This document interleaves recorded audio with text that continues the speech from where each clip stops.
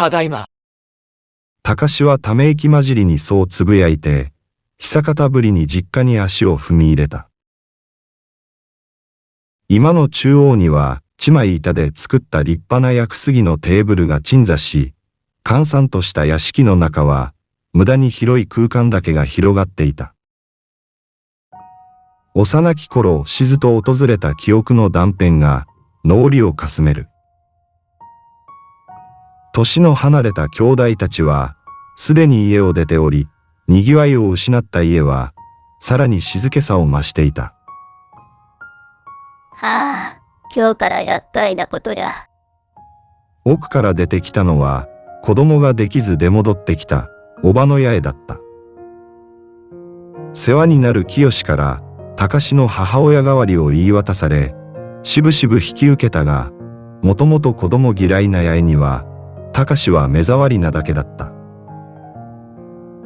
その日を境に、八重との望まない生活が始まった。高志、さっさとゴミくらい出さんか。待って、世間は息子を押し付けて迷惑くら。ただでさえ、短気で気の強い八重は、ことあるごとに亡くなった静を罵り、高志に八つ当たりをするようになった。おっかはんは被害者だ。こんな家にいたから病気になったんだ。高志は、八重が許せなかった。そして、清も許せなかった。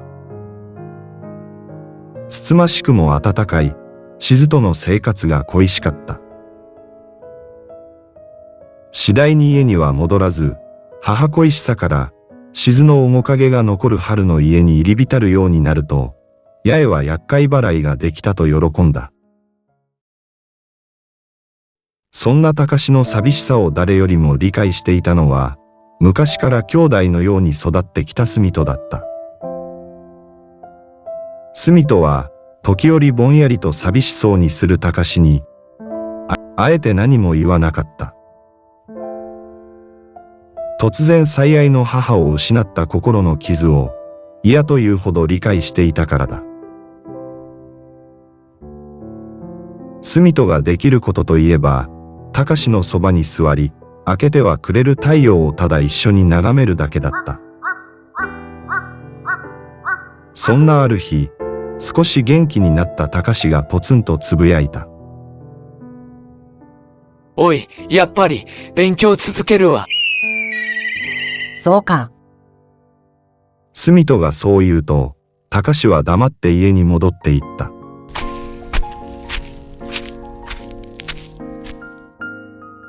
それからの高志は、まるで何かに取りつかれたように、寝る間も惜しみ、机にかじりついた。高志にとって、そうしている時間だけが、唯一静とつながっているように思えたからだ。住戸はそんな高志を静かに見守り、一人、森を手に、魚たちと戯れる日々を過ごしていた。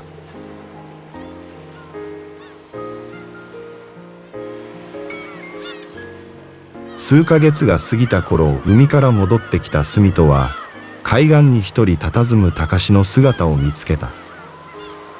急に土下した、そげな格好で。高志は素足に下駄を履いて突っ立っていた。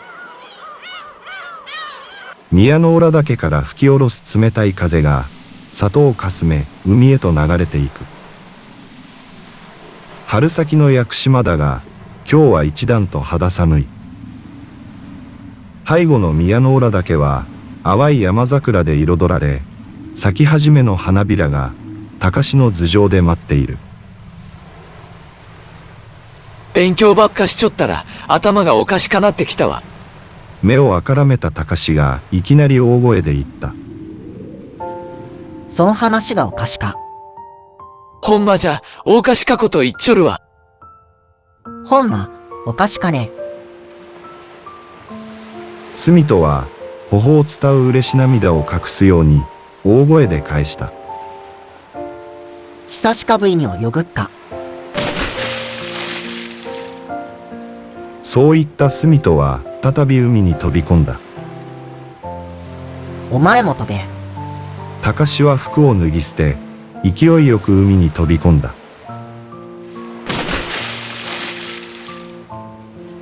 今日はちんてな、隅とよく潜っとったな。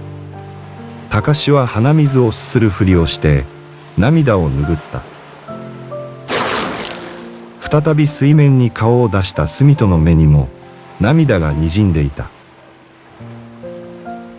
波打ち際に映る夕日が、オレンジ色に輝き、こぼれ落ちる涙は、キラキラと波間に紛れていった。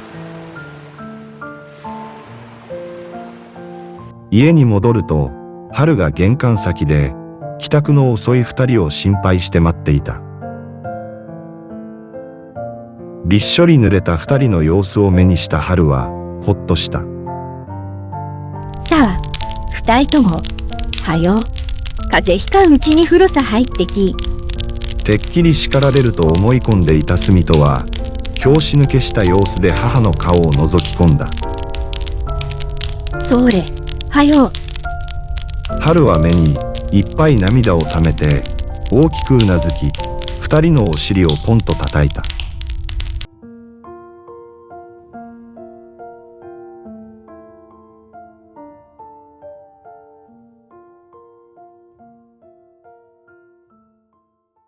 それから4年の月日が流れた。高志はしずと約束した教師になるべく、高校進学に向け、勉学に勤しむ日々を過ごしていた。そんなある日、大雨の中、清が酒の匂いを漂わせ、家に帰ってきた。高志が黙ってタオルを差し出すと、清は、避けるように2階に上がろうとする高志を見透かすようにじっと見据え、手にしていた漢方を、高志の胸に押し当てた。父さん、恋がないな。恋がないな。お前には恋が見えんのか。清は高志から乱暴に漢方を取り上げ、ある箇所を指さした。東京、陸軍航空学校、生徒称号。そうや、アヌラよりお前が優秀じゃい。お前はここを受けろ。これって、下士官の学校じゃろ。なんか不満か。そげなこと、聞いてない。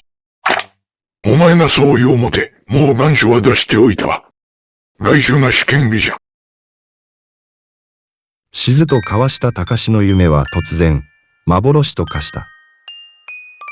高志は絶句したまま、その場で膝から崩れ落ちた。とっさに母の言葉が頭をかすめた。おっかはんは、先生になってほしかよ。野蛮な戦地になんち、送り出しちゃねえ。あにょさらたちは皆、父さんに似てしもた。お前だけは、父さんに優しか子になってくれたばい。おいは、おっかはんと約束した教師になりたか。まだそげんこと考えちょったのか。そいにおっかはんはもうとっくにおらん。いつ今、死んだおっかはんみたいにしけた顔をするな。教師なんぞになるちゅうなら、遠先って国家でくらね。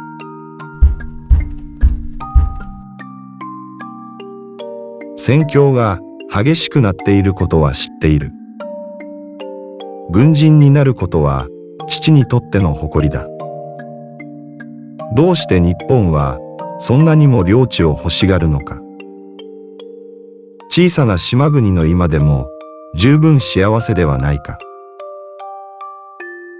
時代背景にやりきれない怒りがこみ上げる。おいは人殺しのために生まれてきたんじゃない。この国は完全に狂ってる。国民は誰一人戦争など望んでいない。領地を奪って幸せなどあるまい。奪われた者の無念が根付いた異国の地で、一体誰が幸せになれるというのか。行き場のない自問自答が高志の頭を駆け巡る。だが行く末はとうに決まっている。清の傲慢な性格はよくわかっていた。教師への道も、権力を傘に封じるつもりだ。ただ、どれだけ考えても、自分を説得する理由を見つけることができなかった。